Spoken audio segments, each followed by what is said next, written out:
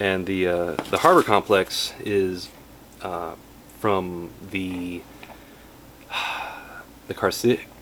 Carthaginians, because they had a major harbor complex that allowed for trade and also for helping them building their warships.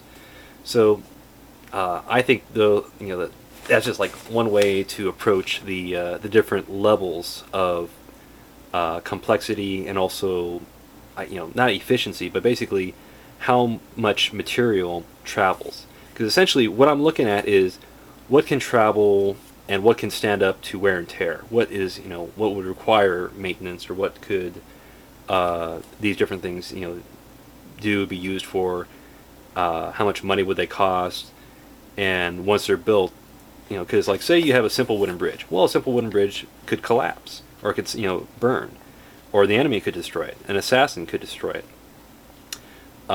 Same with complex wooden bridge. You could build a stone bridge, but earthquake comes along and that could destroy it. So, different things like that. You could create a pontoon bridge across the Hellespont, or that probably require two pontoon.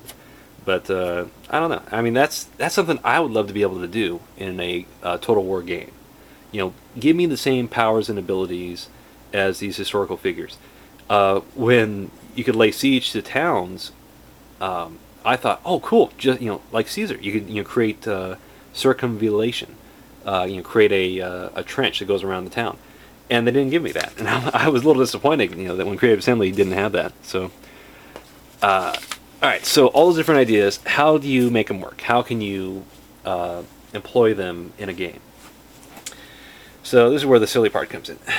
Now, I kind of have a crazy notion that if I start out here and I conquer, I start out here in this county and I conquer this neighbor, this neighbor, this neighbor, this neighbor, this neighbor, this neighbor, this neighbor, this neighbor, right? So 8 people, I now have a nice little chunk of land, and I build my throne here and build up that throne structure.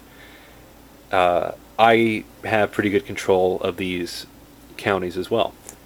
But as soon as I conquer this county, it's kind of beyond my reach, so to speak. So I have to put somebody in charge there, and that could be a general or something. Or I don't have to put somebody, but the chance that this place will rebel and leave me increases. So that's why I have to build a structure, and there to basically keep the people under my control and to gain the resources from that community. Because otherwise, I think have it so that if I put a general in charge of this community, or if I don't put anybody in charge, chances are this place will rebel a lot quicker. If I do put somebody in charge, I want to make sure that person is loyal to me, because as time goes on, that person could turn on me and like start their own faction, or go rebel, or switch to somebody else. So the other thing is that the way the population works, it looks good, and the way the units, the way you create units, is interesting. But I think you could change it into something better. When you read the descriptions for a unit, it says, you get things like, okay, well, these guys were traditionally this, these guys were traditionally that.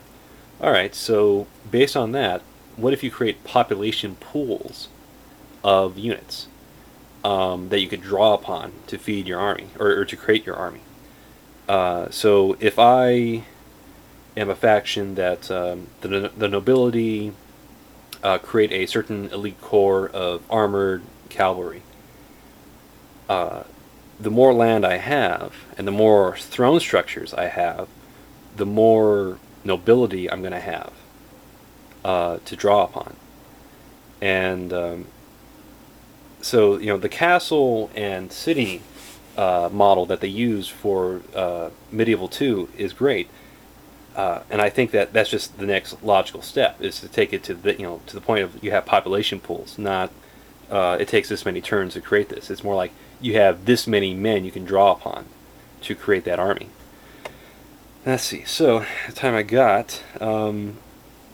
So let's take an idea that, okay, I'm starting out here, and I conquer 1, 2, 3. You know, these 3 provinces.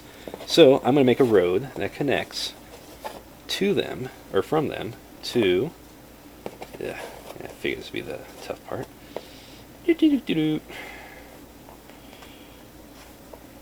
So I make a road that goes there, and a road that goes there, and a road that goes up here as well. So I've now connected all of these, and even connect that.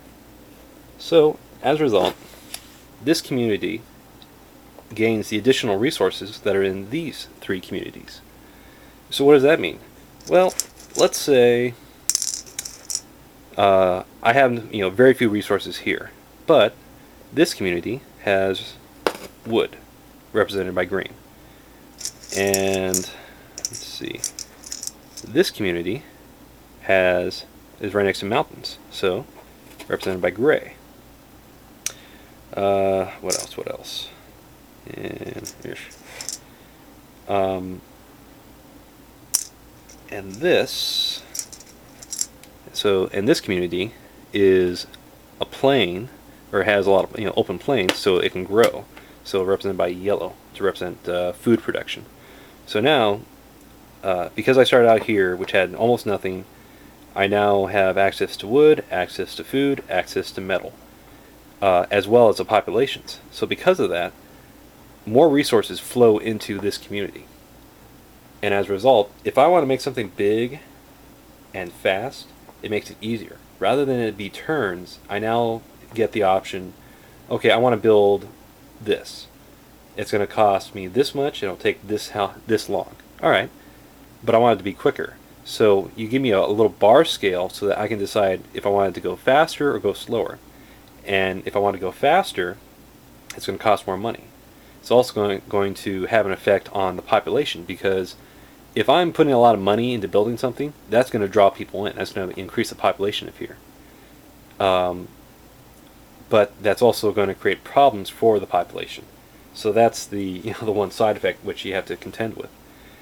And the other notion I have, and I only got a little bit of time left, is with water and canals. So I would like to be able to have the ability to, like, say, create a canal, connect from this place over to this place, and on to this place. The result is that I now have a water source connecting these different territories together, and I think that once I select, okay, I want to create a canal, a highlighted picture of where the canal could go is laid out for me. And it's the same with roads. So rather than the road is dictated to me from the get-go, options for roads is given to me. Now, one last thing, which actually I was kind of inspired by Michael Crichton's timeline, is instead of provinces, and also I was inspired by the campaigns, Medieval 2 campaigns, mini game or add-on. So let's say there's an ocean right here, I'm one population here, there's another population here, and we start kind of, we bump heads and reach there. Well, rather than having to conquer all this territory, I can instead, like, say, I can create my border starting there, and then I start conquering north, and conquer. These areas are left unpopulated, undeveloped, there's nobody there. But because I encircle it with, and I think, just a simple thing like, okay, the army marches along there and says, this land is our land. That's one way to do it. Later on, I can develop these pieces of land and start making roads that connect to them. To me, I think that would be an interesting way to go. So that's just part of my idea.